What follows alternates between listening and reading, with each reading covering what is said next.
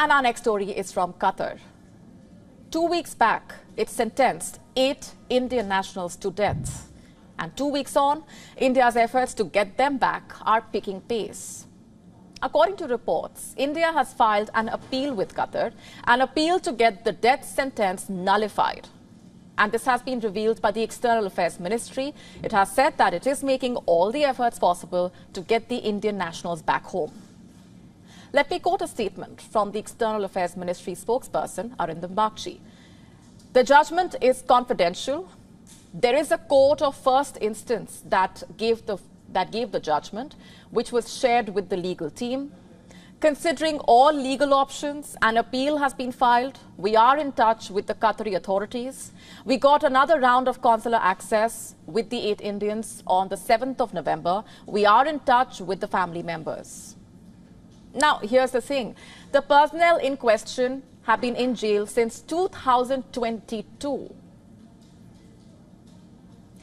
What was the Indian mission doing? Reports say India had made 8 bail pleas for their release, but all 8 times the pleas were rejected. Was our mission ever told why? If Qatar had nothing to say, then what is it hiding and why? These are the kind of questions that are being asked. Let me just take you through a brief timeline of this case.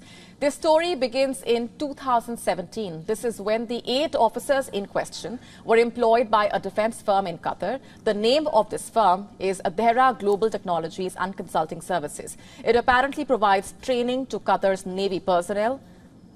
The CEO of this company, Khamis Al-Ajmi, he is a retired Air Force officer from Oman. The 8 officers have been working at Al-Ajmi's firm for over 5 years. Little did they know about the price that they would have to pay for their service.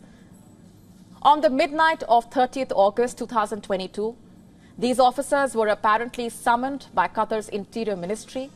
And once there, they were asked to accompany the officials for a training program. But ever since that day, the officials never returned home. They were detained and put behind bars. So was their CEO, Khamis Al-Ajmi. When he went to secure their release, he was briefly detained by the Qatari authorities. But in November, right before the Qatar World Cup, he was released from prison. The officers were not. Why is that? Does this indicate clear discrimination against Indians, even in the treatment accorded to prisoners? We ask again, if the charge is serious, why was one person released and the Indians kept in jail? In any case, this has been a big test for Indian diplomacy and its engagement with the Indian diaspora, especially in West Asia. Also, just have a look at the figure on your screens coming up. When it comes to Indians being jailed abroad, West Asia tops the list. Bahrain has around 265 Indian prisoners, Kuwait 428, Qatar 682, Saudi Arabia 1,362, and the UAE 1,966. Many of them have been involved in crimes and have been convicted. But what about those languishing in jails only under suspicion? Do these prisoners receive the same treatment as the others, or is there discrimination?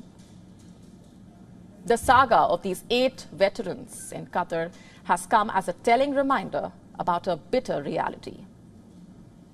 What's worse is that this decision has been taken by Qatar, a country that India helped when it was isolated by most of the Arab world. You see, in 2017, a host of Arab nations cut off official diplomatic and economic ties with Qatar for supporting Islamist groups. And this led to a huge drop in imports to Qatar by land and sea. And at the time of this crisis, India was one of the first countries to help Qatar. It restructured import lines to circumvent the blockade. WION now available in your country. Download the app now. Get all the updates on the move.